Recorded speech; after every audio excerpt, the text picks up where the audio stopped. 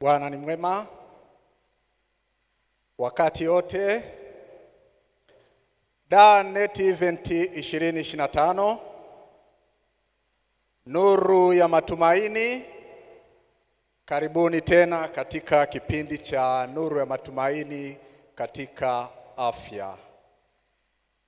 Ninafurahi kuwaona tena jioni ya leo tukiungana hapa kanisani Magomeni na huko katika vituo vyetu mnapotufuatilia.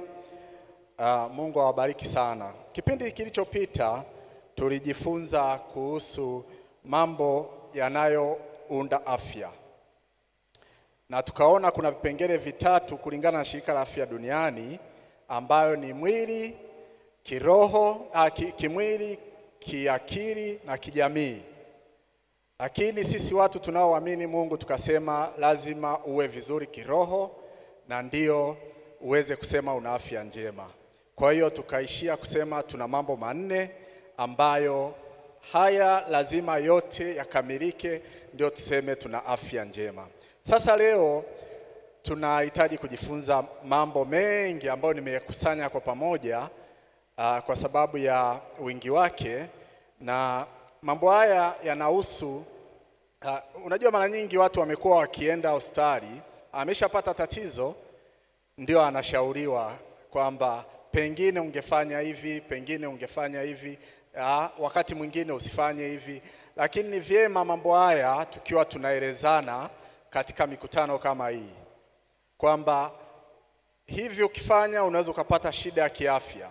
Lakini pia sio shida tu ile ya kuugua, lakini hata ulemavu. Kuna mambo kadha wa kadha ambayo leo tutaenda kuyaangalia ambayo ukiyazingatia hayo sehemu kubwa utakuwa umesolve matatizo ya kiafya. Amina.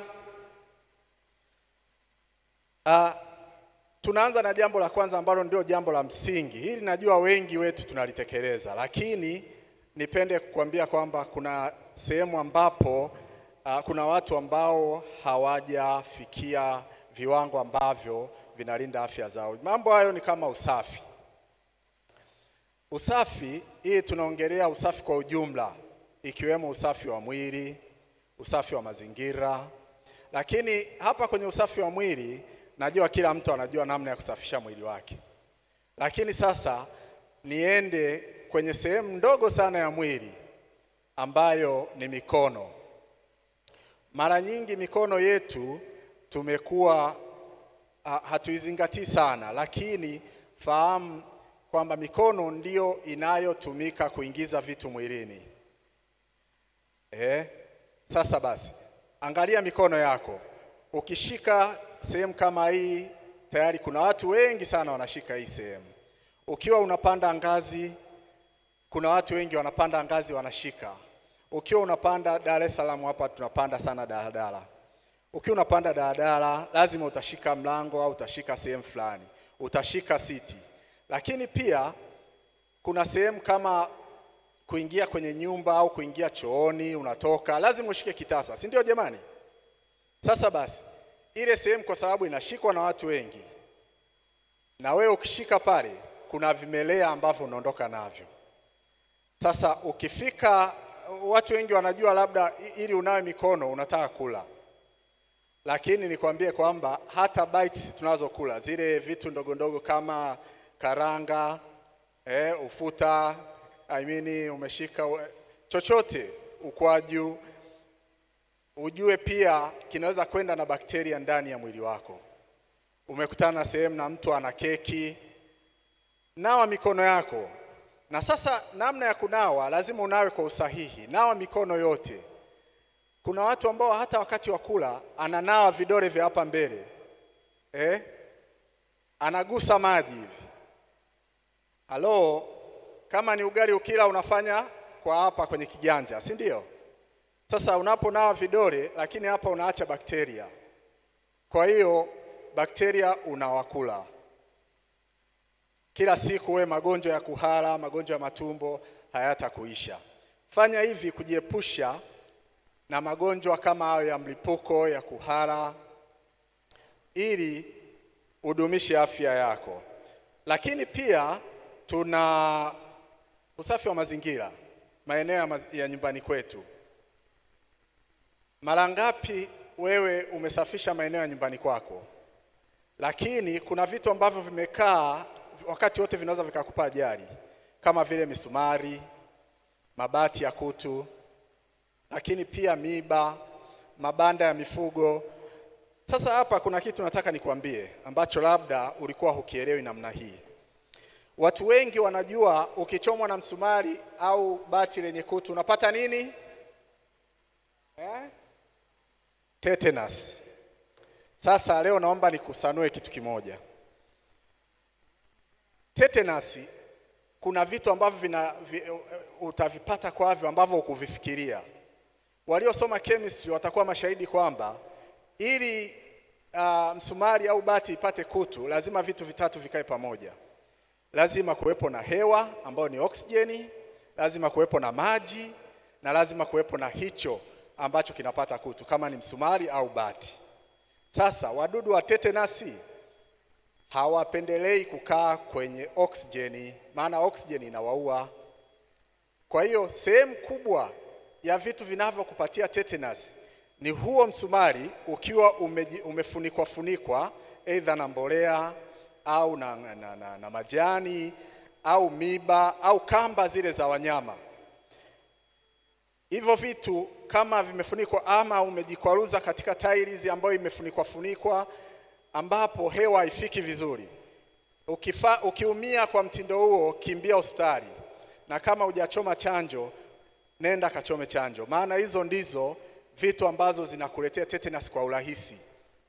Usije ukahofia msumari ambao uko kwenye hewa ambao kweli unaweza ukakupa tetanus, lakini nafasi kubwa au chance kubwa kwamba utapata tetanus ni vile vitu ambavyo vimejificha sehemu ambazo hazina hewa. Wangapi wamenielewa? Asante. Lakini pia niwasisitize sehemu hiyo kwamba wale ambao hamjachoma chanjo ya tetanus, fanya mpango uchome, kamilisha chanjo 5. Kina mama mara nyingi wanachoma wakiwa wajawazito, lakini sisi kina baba wakati mwingine tunasubiri mpaka tupate shida. Na ukichoma chanjo zote 5 zinakupa kinga ya miaka isiyopungua 20. Sasa basi niende kwenye chakula. Maandalizi ya chakula lazima yawe kwa njia ya usafi, kuanzia unapokinunua na hadi unapokiandaa. Sasa basi kuna sehemu ambapo zinauzwa vyakula. Kwa mfano, sehemu unaweza ukanunua mboga aina ya dagaa. Dagaa wameshakaangwa. Kuna watu, na hii nipende kuambia wale ambao wanafanya hii biashara, ni vyema ufanye biashara yako kwa usafi. Tafuta kitu cha kushikia. Ukisha kaanga dagaa ama samaki ama kuku, unategemea huyu anayechukua ni mlaji. Kwa hiyo mwingine anachukua, haendi tena kupika, anaenda kula moja kwa moja. Tafuta zile za kushikia. Chukua, mwekee kwenye kifungashio ili umuuzie. Usishike na mikono yako afu tukikupa pesa nazo unashika. Pesa zinapita kwa watu wengi sana, zina mizunguko mirefu. Kwa hiyo unapotushikia tena kwa mikono ambayo umeshika pesa, umeshika meza, umefanya nini, unatupa vimelea bila wewe kujua. Lakini pia ukitafuta cha kushikia, unaipa biashara yako viwango, na ndivyo unavyokuwa kibiashara. Amina. Lakini pia tukishachukua chakula chetu, na hapo pia niunganishe na wale watu wanauza supu na nyama choma. Nao unakuta wakiwa wanakatakata nyama, hawatumii vitu kushikia ile nyama, badala yake vidole vyake ndio vinavyotumika kushika. Na wengine ukiwaangalia vidole vimeshaharibika. Moja, unatuhatarisha afya zetu, lakini vidole vyako havina muda na vyenyewe vitapata madhara. Kwa sababu kila siku unaunguza hivi vidole, vinaweza vikabadili chembe zile na kuwa chembe za kansa. Kwa hiyo badilisha tabia, tafuta vitu vya kushikia. Unaweza ukashikia uma, unaweza ukashikia chochote, ili mradi ukate bila wewe kushika na mikono yako. Tuko pamoja Lakini pia hata unavyokatakata chakula chako, angalia kuna vibao vile vya kukatia chakula. Tafuta kibao ambacho ni cha ni cha mbao, usitafute kibao cha plastiki. Au visufuria vingine vimekuwa coated na plastiki. Sasa basi, niende kwenye mambo ambayo tunatakiwa kuchukua tahadhari. Kwa sasa tunasisitiza zaidi kuhama kwenye gesi ya ukaa kama nishati ya kupikia na kwenda katika nishati ya gesi. Na hata serikali zote Afrika ndivyo zinavyosisitiza kwamba twende sasa kwenye nishati ambayo ni ya gesi. Lakini lazima tuwaelekeze watu kuweka umakini kwenye nishati hii. Mtungi unaohifadhi gesi pale jikoni kwako, jitahidi kama mazingira yanaruhusu uweke mbali na jiko lilipo. Kama unaweza ukaweka nje au mwanzoni kama haijai kutokea shida unaweza usione shida na unaona mambo yanaenda. Kama mazingira yanaruhusu uweke kando na jiko. Lakini pia jiko la gesi, jiko lililowashwa la gesi, tafadhali fanya unachokifanya na usitoke.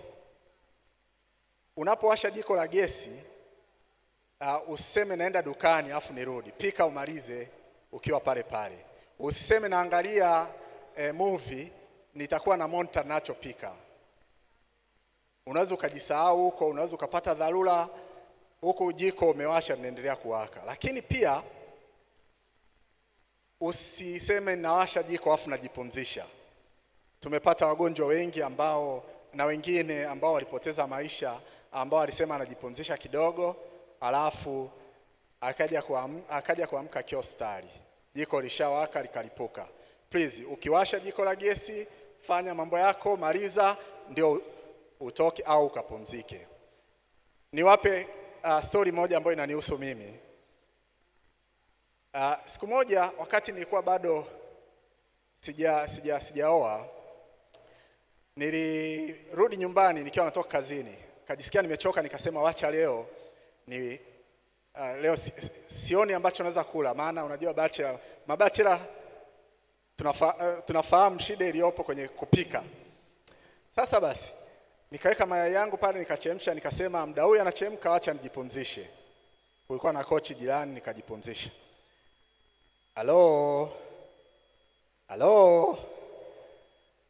Nilikuja kuamka baada ya masaa mawili, nimeamshwa na moshi mkali umejaa nyumba nzima. Kuangalia jiko naona liko kwenye stage za kulipuka.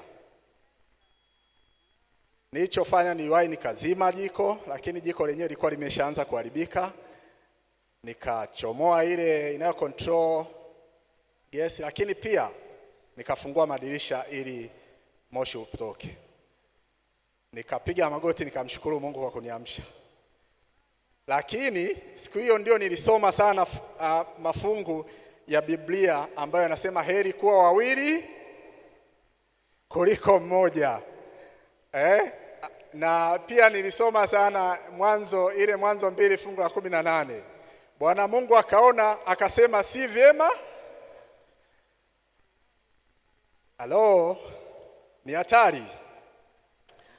Sasa basi, lakini pia ukifika nyumbani ukasikia, wangapi wanajua harufu ya gesi?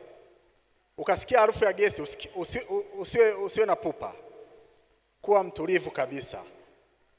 Usiwashe taa, hata kama una umeme au unatumia taa yoyote usiwashe. Sawa sawa? Usifunge milango. Sparks yoyote inaweza kaleta mlipuko mkubwa sana wa moto. Lakini pia nenda fungua ile connector, ile inayoruhusu gesi. Lakini pia fungua madirisha, fungua milango ili ile gesi itoke. Wewe relax, toka kabisa.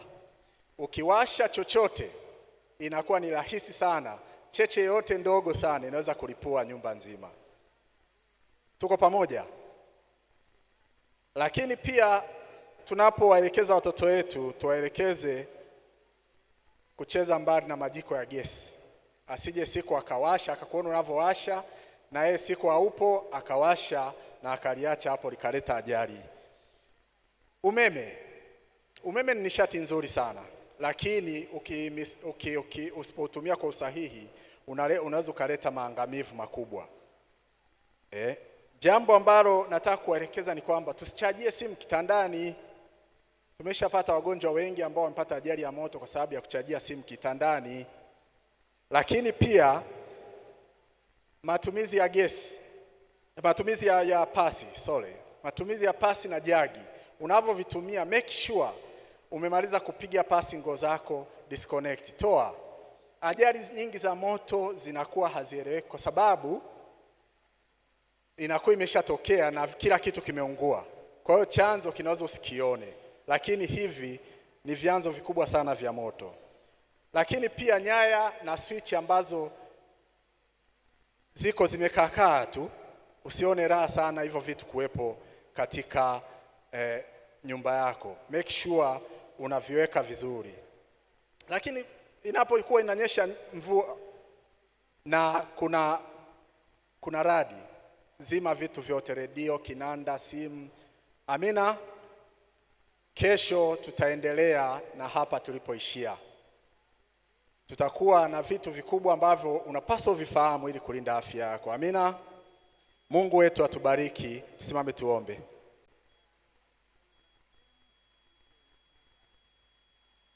Tunakushukuru Mwenyezi Mungu kwa kuwa pamoja nasi katika kipindi hiki. Jina lako litukuzwe. Tusaidie kuepuka ajali hizi zinazozuilika. Tunaomba hayo katika Kristo Bwana wetu. Amen.